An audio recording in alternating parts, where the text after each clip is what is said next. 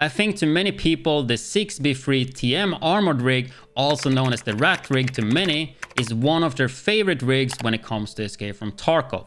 It's a tier 4 armored rig that is easily available when you hit ragman level 2. However, in 12.12, I don't think this is the best option anymore.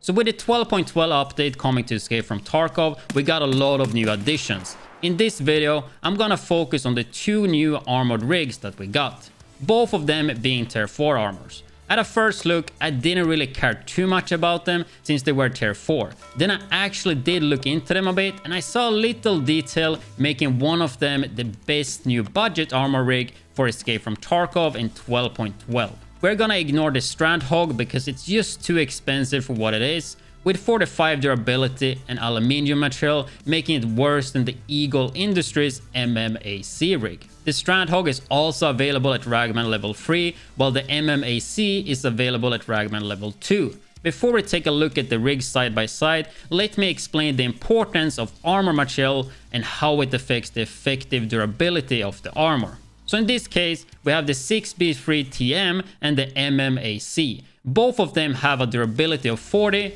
but they do use different armor material, which does make quite a difference.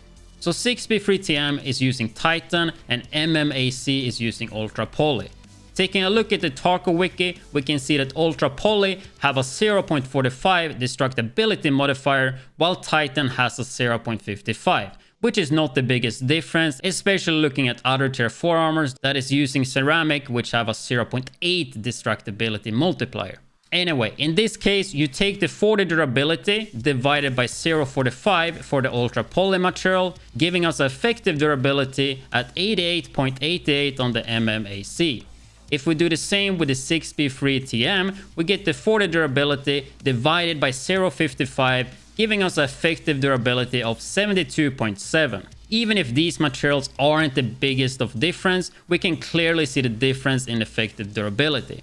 It gets way worse when we take a look at the 6B13 armor from ragman level 2, which got 47 durability. So 47 divided by 0.8 will put us at a 58.7 effective durability, which doesn't come close to the other rigs, and on top of that, it repairs really bad because of the armor material being ceramic. While Ultra Poly is one of the ones that repair the best in the game, and I think worth to note here as well is that armor steel is repairing really well as well. So now you know the importance of armor material and how it affects the effective durability. So with that said, let's compare the rigs side by side. So if we go to ragman here and we go to level 2, we can take a comparison with the rigs. So here we got this is called ratrig, 55,000, and here we got the new one, MMAC, and we can compare them here. So as we already covered, they have the same armor points, 40-40. Container size, this one have 14, while the ratrig have 12. And if we take a look here too, we can see that this one have 6 2 slots instead of 4 2 slots. So that's really good, especially for magazines. Sometimes when playing this rig, if you play a Saliva, you're kind of limited to playing 2 mags only, because otherwise when you reload, you will drop it. And then we have the armor areas, which is one of the more important one. The MMAC only covers thorax, which in my opinion is beneficial. However though, the SB3TM covers stomach as well. Personally, I prefer armor that only covers thorax if you're playing a factory or you're playing really close quarter-ish. When you can run into a lot of shotguns, then stomach protection is beneficial. But the reason I don't think stomach armor is that good is because when your thorax or head hits 0, you are dead. And since this one covers stomach, they could black out your stomach, which will also damage the rig. While if they black out my stomach right here, yeah, I will take more damage, but my rig will do better. Which means this one will be more useful in multiple fights versus this one will just get damaged way easier. But I think that's personal preference. But yeah, if you don't expect to run into shotgunners, I think it's better with thorax armor. Both are of course level 4. And we got the material difference here, which is ultra high poly. And this one got Titan. We already covered that. And then we got the movement speed, which this one you lose 10%, while this one is only 7. We got the turning speed being the same, -5. And here we got a big one. Ergonomics, -7 on the MMAC. While on the armor rig, it's -15. That's almost double the loss of ergo. So I think with all of that considered, you can definitely see how much better this one is, MMAC. But we're not done there. So we check the price. 55k for this armored rig. We can check it on the flea. You will see the prices will be even more because a lot of people like to play this one. So 60k on flea. So yeah, 55k basically. If we take a look at this one right here, you need one of the new barter items. Yeah, you only need one ripstop. So this one goes for around 30k, 25k. That's a steal. But usually around 30k. You can actually sell this to the vendor for 28k, I think. A pro tip here in terms of the market, just quickly since we're seeing it. When you see a lot of red offers like this, put the quantity on 1 and press OK. You will not see any of the red ones. Look, we could buy these right here. Or some slow. Slow, and a lot of people are buying them. But yeah, 28k. So around 30k for the Suin kit. We also need a ripstop, which usually go for around 20k.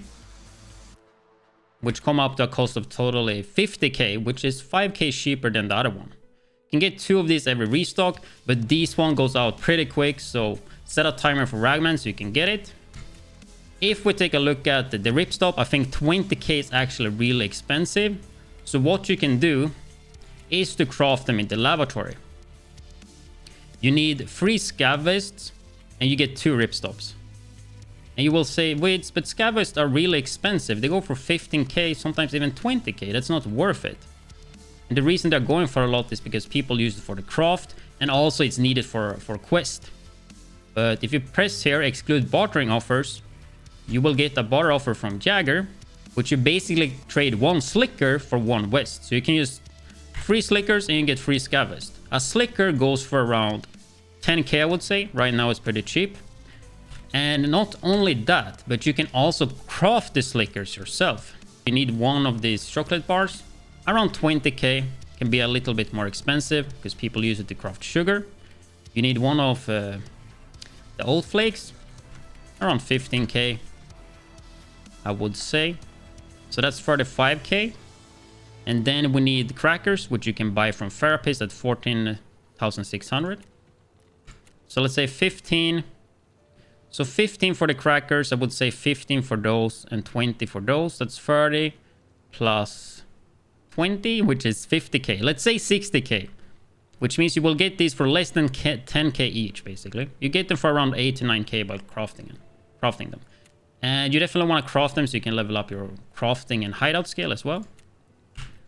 So literally, you're getting 3 scav vests for 30k, and then you craft 3 scav vests into 2 ripstop. So 1 ripstop will cost around 15k, a little bit cheaper. So that's definitely a good way to get that. If you don't want to do that, you can of course buy it from Flea. It's still cheaper than the ratrig. So I think that covers those 2 rigs, but there's also another one that I want to talk about when you get a bit higher level, and that is the Wartech TV110 rig, which is the one I've been running a lot this wipe. So we did go through armor material earlier. So this one uses armor steel, which is not the best, but it is pretty good. And the good thing with it is, even though it's not the best material, it does repair really, really well. I guess the downside is that it costs a little bit of money, but in my opinion, it's worth it. So this one have 85 armor points with a 23 container size. Really, really good. 2-4x. Like, it's an insanely good container size. Not that much loss either in ergo, turning speed, and movement speed. Of course, this one will cost you more, but the barter right here is really, really good. 4 bleach goes for around 10k each on Flea, so that's 40k. These go for around 20, 15k, so 15k, that's 30k. So literally 40 plus 30, that's 70k for this one right here. And yeah, you pay 15k or 20k more than the other rigs, but this one is so good when it comes to looting and also the affected durability, as you can see on the screen. So I would definitely recommend to do that one whenever you get Ragman level 3.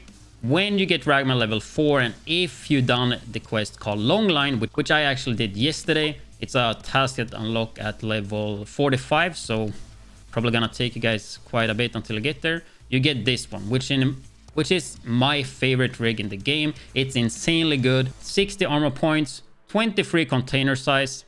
I do prefer TV 110 in terms of how the layout is, with 2 4x slots, but this is really good though nonetheless. Covers only 4x, which is my preferred armor area. Armor class 5 with ultra high poly, which makes this so good.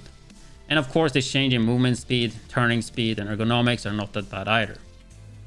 So this is one that whenever you get to 45, definitely do this task because it's definitely worth it. It will cost around 150k, I would say. You can get the whiskey for 30k on the flea. You need 4 Cordura, which is around 20k. Right now, really good price. We're gonna buy those. I would say usually 20k, but you can also craft them. And we need 4 Ripstop, which we covered earlier, which is 20k as well.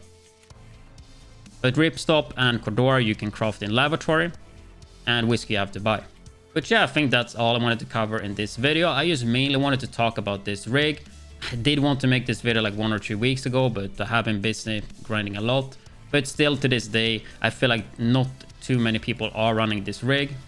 So I thought I would just make a quick video about it. But I hope you guys found this video useful. And if you are interested in more Escape from Tarkov videos and guides, then make sure you subscribe, because I have so many videos on the way. If you liked the video, make sure you give it a like and comment for the YouTube algorithm so I can keep making more Escape from Tarkov videos. With that said, I will catch you guys in the next video or on my Twitch stream.